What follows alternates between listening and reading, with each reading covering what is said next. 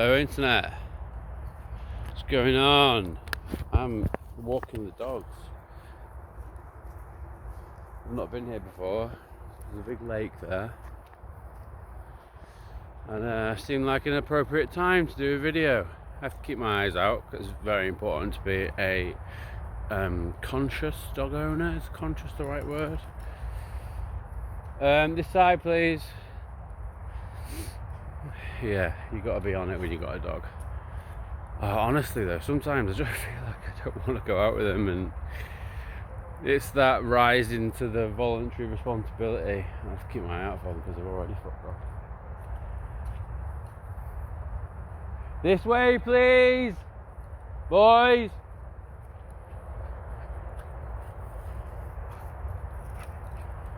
There's the other there running around there. They're happy. Yeah, it's sometimes I feel like poo or whatever. It's quite a lot of stress, especially with two of them. But they've also, I say to them sometimes at night, like, you've literally kept me going. You know, all the madness that I went through in the last sort of 18 months. Like, I had to get up, I had to go out. Even when, like, even after my car crash, and that guy smashed into me for insurance job, which I'm going to court about actually, which I'm quite pleased with, because he's trying to take money off me and he did it on purpose, cheeky prick. So hopefully, the one good thing about the justice system is that when you get to the level of a judge, in my fairly primitive experience, and I've seen it now. Judges have something in between their ears and they're willing to engage it, which is something that gives me hope for the system. As a general rule, it seems that they do have intelligence and they are willing to engage it, and they can be objective, and which is good. So hopefully when a judge actually hears me talk about it, then the truth will come out. Because like that, I couldn't walk. I was losing the feeling in my legs, and he smashed into me on purpose. Red this side. Red.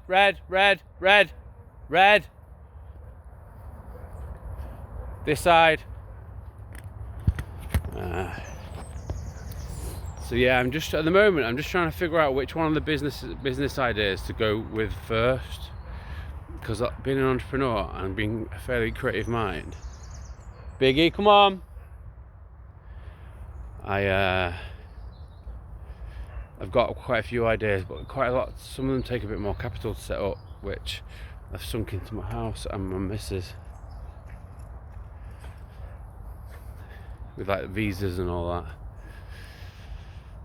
and getting her back here. So I'm trying to figure out which one, because the car rental thing.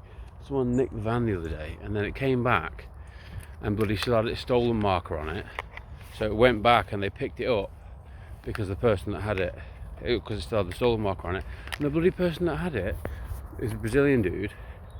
He didn't have the right driving license, so they took it off him. That's why he wasn't responding to me. Flipping heck. It wasn't because the stolen marker, because I spoke to the police and they said it was fine. They took it off him because he didn't have the bloody right, his driving license wasn't valid or whatever, even though Toro checked it. I saw it on Toro as well, but it's like, how am I supposed to know what a Brazilian driving license looks like? So part of me was thinking pack in the car rental thing, just because it's provided me a bit more headache. The profit's slow, the insurance is annoying. But I'm not going to pack it completely in. It's like when you're doing the public markets. When you sell out of something, if you're doing stocks and shares, you shouldn't sell out all of it. Still keep some. Especially if you're like doing like Warren Buffett approach, where it's like value holding it for a long time. And you're on the page that it's a decent business. So yeah, my stocks and shares, I'm quite pleased with the progress. Trump saw to that it took a big hit, But then I sort of moved around my portfolio so that it would benefit from Trump, if that makes sense. American manufacturing and stuff like that, American steel. So fingers crossed, please God, it'll keep moving in the right direction. I'm getting a porch made at the moment for a bit of extra security. So I'm seeing the baby more. Conversation's going well with his mum. So people are complicated. But it's cool to get out in the morning somewhere like this. I've been taking her to dog parks more. I want to set up a dog park. But money in it. I'm not cash rich at the moment.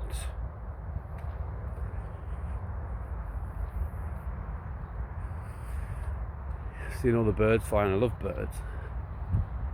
I do love birds. It's funny, what you can do is you can research the spiritual meaning of things.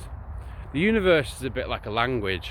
Like if you look into the spiritual meaning of things, when you see it, you can see what the universe is trying to tell you.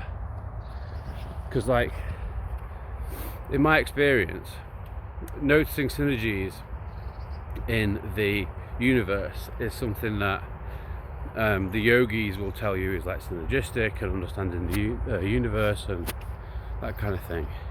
But then the excuse me, the doctors and all that, the Western science will tell you that it's a thing called ideas of reference and that you're unwell. And then they'll pill you up, get you on loads of prescription drugs and tell you that there's something wrong with you. I think that's what it is. When they say don't smoke cannabis because it'll give you it'll send you psychotic, and what are they, schizophrenia they used to call it all the time. But actually, that for me now, in my varied and detailed experience, is they're just, science is good, right? Science is great, but science is the humanistic conceptualization of what's going in and around us. So like, it's only a human understanding of the tangible. Like if you've got a broken leg, yeah, you got a broken leg and they can fix it and that's good. But when it comes to other stuff, it's flawed because it can't tell us the questions and answers, can't tell us the answers to the questions that really mean anything. Like, where do we come from and how do we get here and that kind of thing. And maybe the Big Bang does that, but who put together the stuff to make the Big Bang? That's what I've been thinking about. Like, the Big Bang, who put all that stuff together to make it? Because you know how like there's that thing where it's like evolution or God. Well, maybe God set up the Big Bang, and maybe God set up evolution. I love thinking, I love being open-minded. I love dogs, I love being out in nature. I just wish I could do it more with my family. Like, you know, I spent so much time and effort and energy in setting foundations because I understand that they're the most important thing. Because no achievement, no external validation is like, if you're chasing a carrot, a pot of gold at the end of the rainbow, if you're chasing that, and you're going to get there if you're single and you don't have things like, unless you love the journey. What have I seen there? Unless you love the journey, you're going to get to the point and be like, is that it? I think everyone really will get to the point and be like, is that it? Because external validation isn't possible. So you have to, it's almost like you have to love yourself and enjoy what you're doing and have that passion or whatever. Look at these two. enjoying themselves. For it to mean anything, and like all these accolades, all these pieces of paper, all these medals, unless you've got a foundation of family and love and passion and enjoying it, it's not gonna, you're gonna get to the pot of gold at the end of the rainbow and realize it's not there, because you have to enjoy what you do. There's a motorway that side. That's definitely not allowing the dogs that side. Biggie, this side, please. Biggie. Where's he gone? You need eyes in the back of your head or two then. Biggie. Come on, this side, mate. Good lad.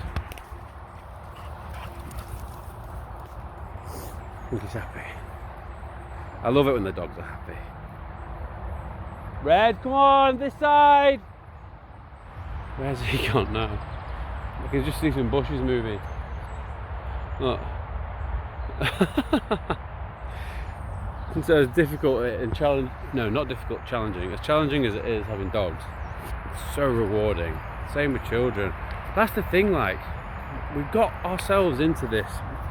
Like, the only thing that matters, and like, if you disagree, it's maybe because you haven't seen the things that I've seen in the way that I've seen them.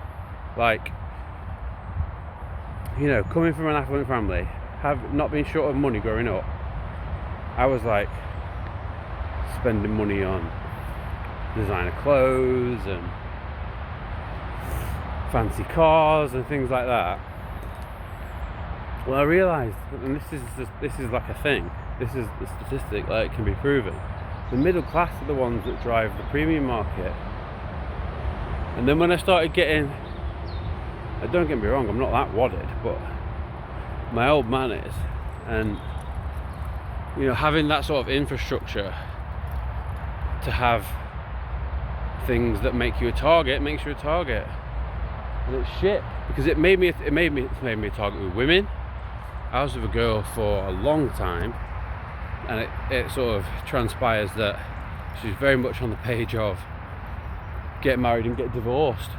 Because I remember my old man waited to mention it to her about having to sign a prenup, and he was really careful. He waited for the right moment. It was a really chilled night, really relaxed, and it was like, he didn't make a big deal out of it, but it's like, so obviously, yeah, we need to get you to sign a prenup.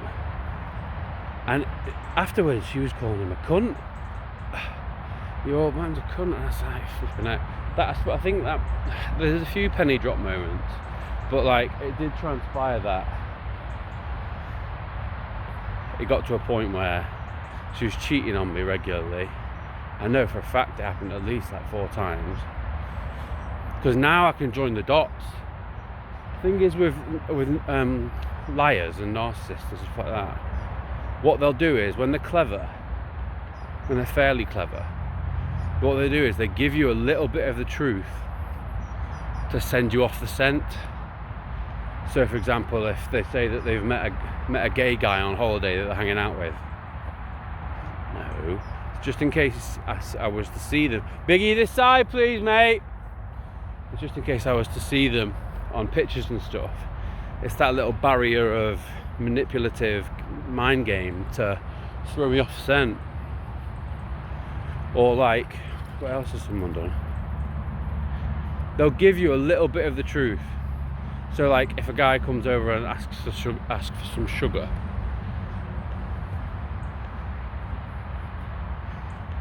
but back in the day when I didn't have like, so I was very, very troubled. You know, I was so attention seeking. The level of my attention seeking was a level of which I didn't get attention at home. Red, away from there, mate, this side. And there was loads of shit.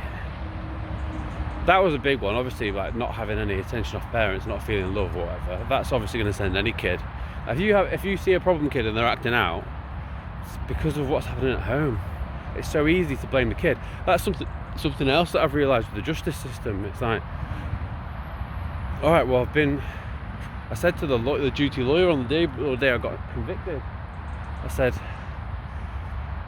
But this is obviously I felt mentally abused and like manipulated for so long, and they stopped me seeing my kid, and I processed all that. But then when I saw that it was affecting Leonardo in like a negative way, and it was negatively affecting him, that's when I lost my temper.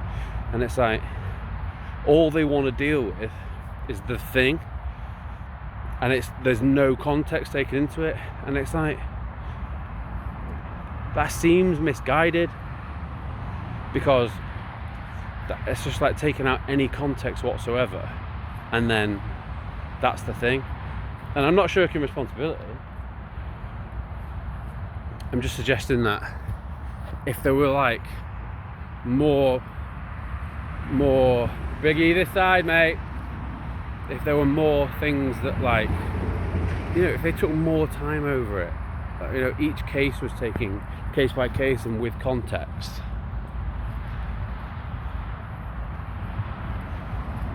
And that's just one example. But they don't, they just focus on what's straight in front of them. And that happens a lot in life. Especially, and I think that kind of is what enables, Red, not too far! I think that's kind of what enables gaslighting to work. Where the hell's Biggie gone? Biggie! Oh, for God's sake. Nicer.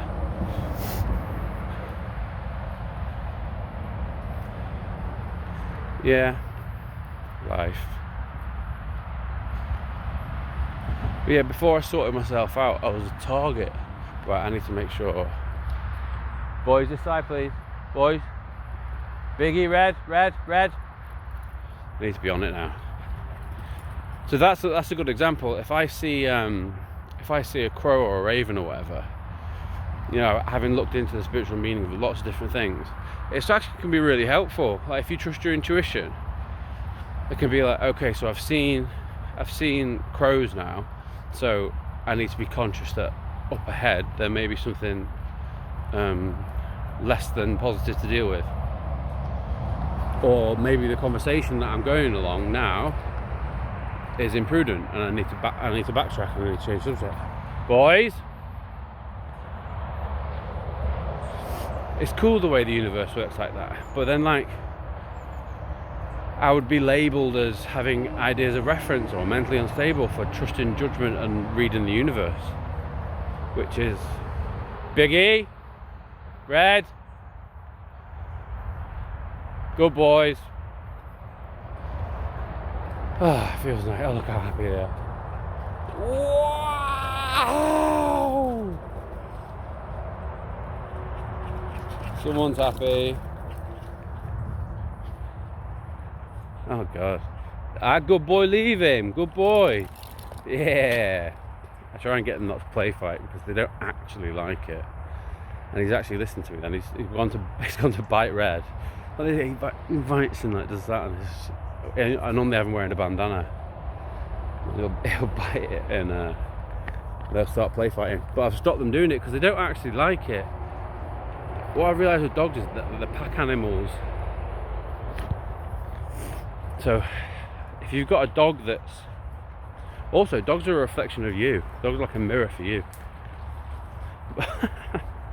But you can... Dog trading is something I'm interested in. That's the thing I was talking about the other day as well, like looking at people that have just got these, like... Because I understand that with my background and with the opportunities that I've been afforded, I have to do something really positive with it, and I have to build something for the future to make not just Leonardo's life, but all children's lives better. And because obviously, like, I was abused as a kid or whatever, and I never felt, you know, loved and protected, I've got like this thing now. It's an interesting piece of shadow work, but I've got this thing. Not too far, boys! Boys! Good boy, Red. I've got this thing where I'm very, very protective of children. So, like, do I then go into that and be like, do I need to get so upset about, you know, those people celebrating the death of that guy because of how it makes his children feel, but then how it was me being personally triggered about my stuff. But then, like, if you're going to have a purpose and you're going to have a quest in life, I don't know, that seems like quite a high-minded ambition. That seems like quite a justifiable cause to be passionate about. But yeah, like, I look at people that have just got like normal lives, and like I said, the guy on the bike the other day probably hates that he has to ride a bike. It's like, oh mate. Or like I've mentioned on here before, but I saw this side, please. That's there you go, Bob White there. I saw a girl driving. She had a dog in the back, and she was driving an 05 plate, Vauxhall Corsa. It's my first car that I had in grey. Vauxhall Life, 1 litre. My dad says not enough speed to get up to kill yourself. Or was that in between us that said that? It was a similar conversation with my old man. And I imagine, I don't know, they're probably quite unhappy at the fact they have to drive an old car because they see all these other people driving all these fancy cars. But like, I was just like, oh my god, it's such a nice life. Just if you can find a job that you don't like, you enjoy, and you're doing it for yourself, like a dog walker. Dog walker's a good one because you're outside all the time and you're around dogs all the time. Or I don't know, anything. Can't think of anything off the top of my head. But if you're doing a job like that, that's for yourself, entrepreneurial. Because the good thing about side hustles as well is you can side hustle your way out of, boys this side, red. Oh, you're not listening. Red, this side.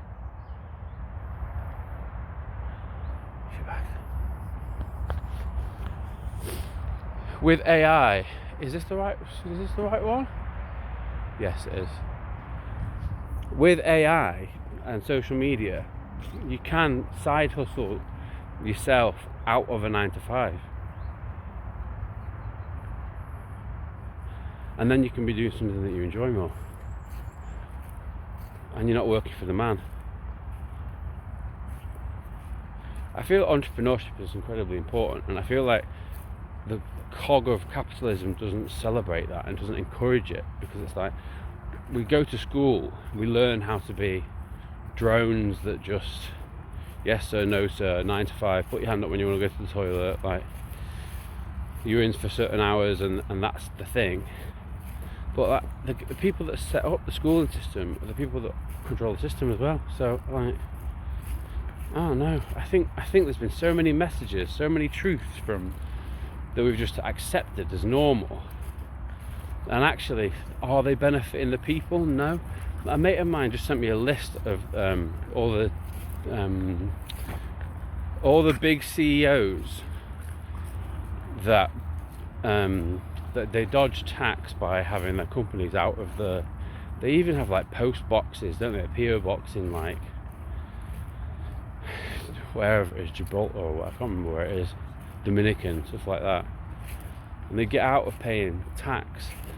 And these are the people that have vested interest in people working 9-to-5, because that's what keeps the cogs going. But they also have a vested, and they also control the media, a lot of them. They also own the media. Red, this side please, red. Hang on a minute. Red, this side. Oi, red. Just about to run a massive flock of geese. Let's definitely don't want to deal with that right now. Yeah, these people have vested interest in, and they control the media. It's like people that own Facebook and stuff like that, people that own Amazon, all these rich people that donate money to the Democrats that want to keep the cogs going of the 9-to-5 capitalist wheel. That seem to be like the virtuous ones that want to help the people, but like, what you really want to do if you want to help the people is you want to educate them, you want to give them equal opportunity, and you want to get them making as much money for themselves as possible, which would then enable them to do things that they want, enable freedom and happiness.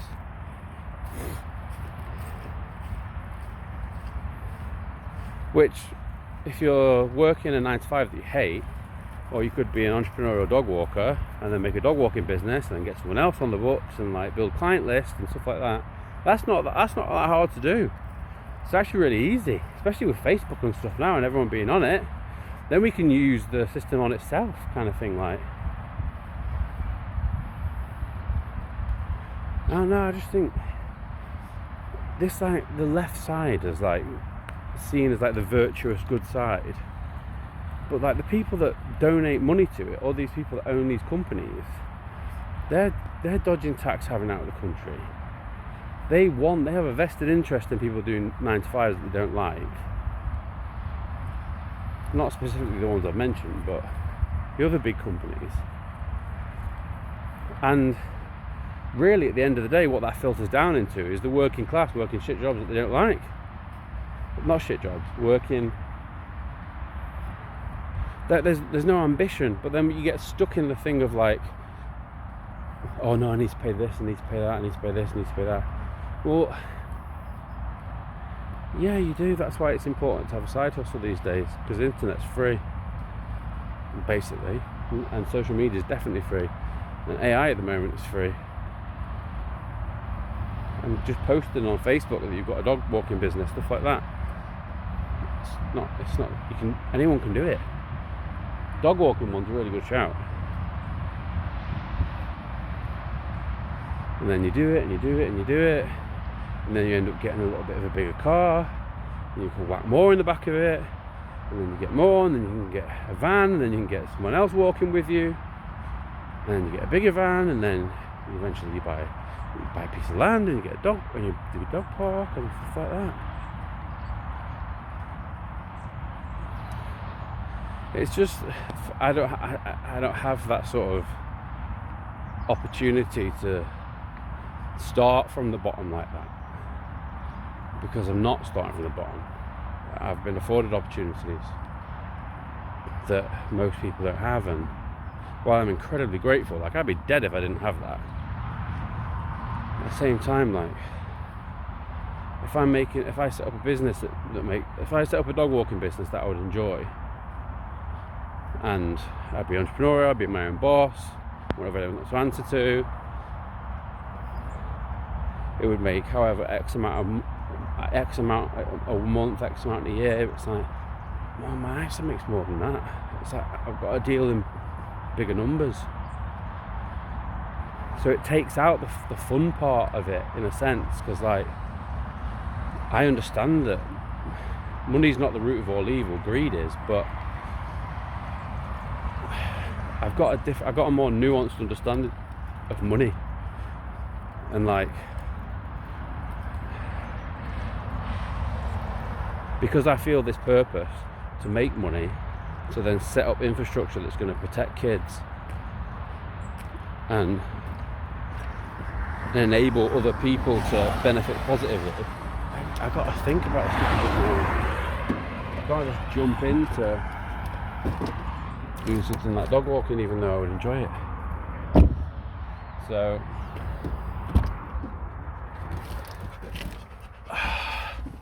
you happy now?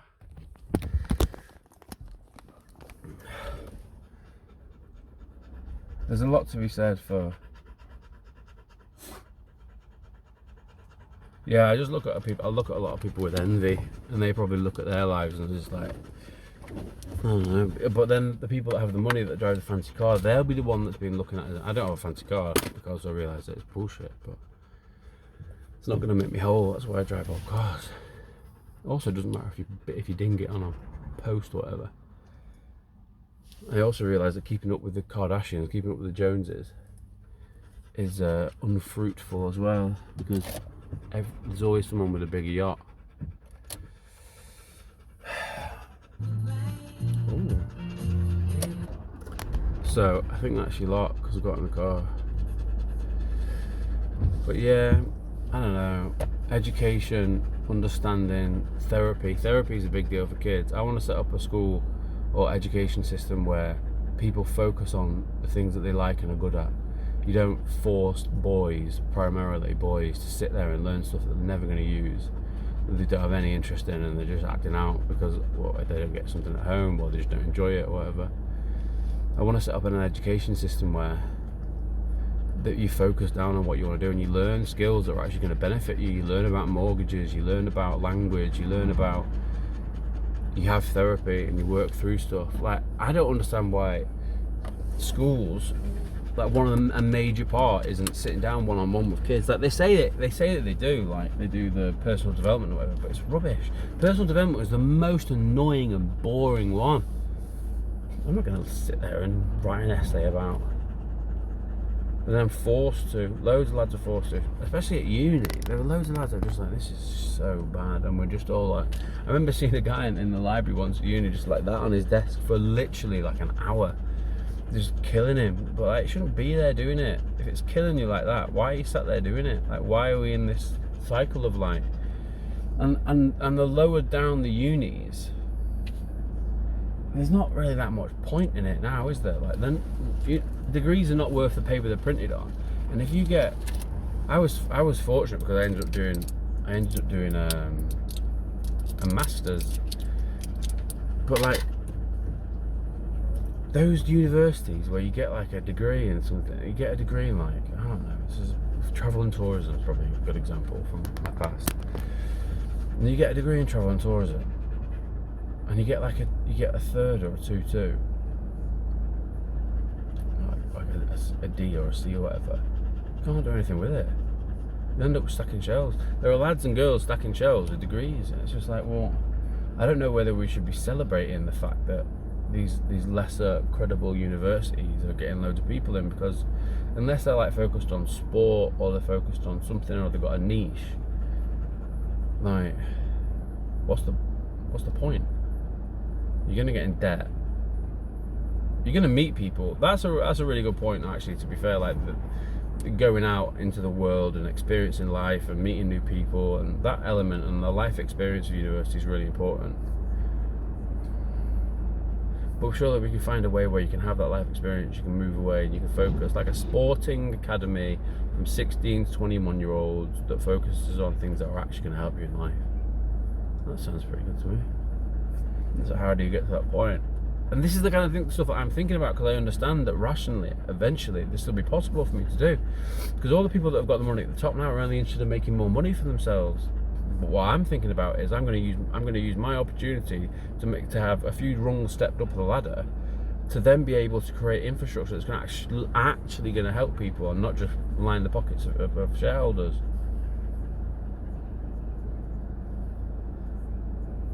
Nutrition, supplementation, like learning about how to be happy, things like that, how to feel fulfilled. But it's not the one that we live in now, is it?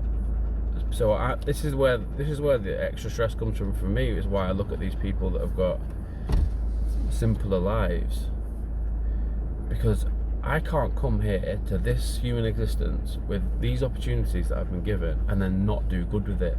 It's like, I can't allow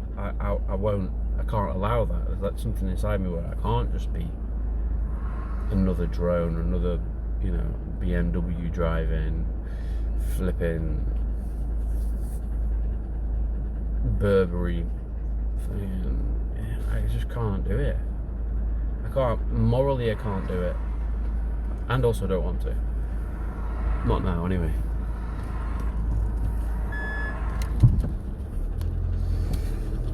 That's what I mean when I say, like, I feel envy for people that just have simpler lives, because I understand that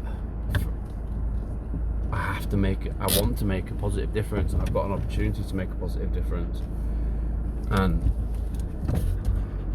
that's going to require a lot of thinking about, like, alright, what business do I need to set up that's going to have longevity? Like selling on eBay and stuff, I was thinking about doing that, and I'm going to do it just to get rid of stuff and get some cash. But like,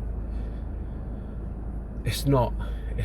You can make money on eBay doing reselling or whatever, but the thing is, you got to get one product and take a photo of it, and another product, and another product, and you got to source products. And like, what you really want to do for a sustainable business is have a supplier or have a number of suppliers and just sell that one product. So it's like bam, bam, bam, bam, bam. Because that'll take your time out, and it also takes, with Amazon, it takes the fulfillment out.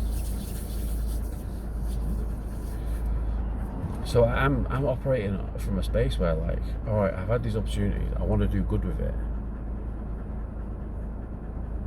So but I feel drained because I'm choosing this purpose, I'm choosing this passion. I chose this life before I got here. You know, I signed up for this, and as challenging as it is, now I'm a dad as well. I couldn't look myself in the mirror if I wasn't doing the right thing with it all. So, yeah, there's a lot of thinking that goes on in my head. Anyway, we could all make the world a better place. It's just that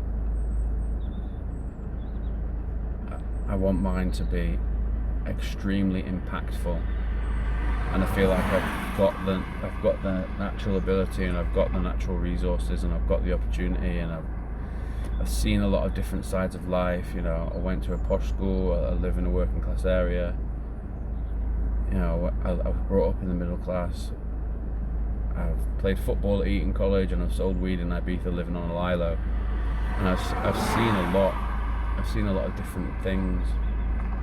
So having that as well, like, I feel like I've got such a nuanced perspective on so many different things. Even like, I'm married a refugee, I've got a mixed race kid.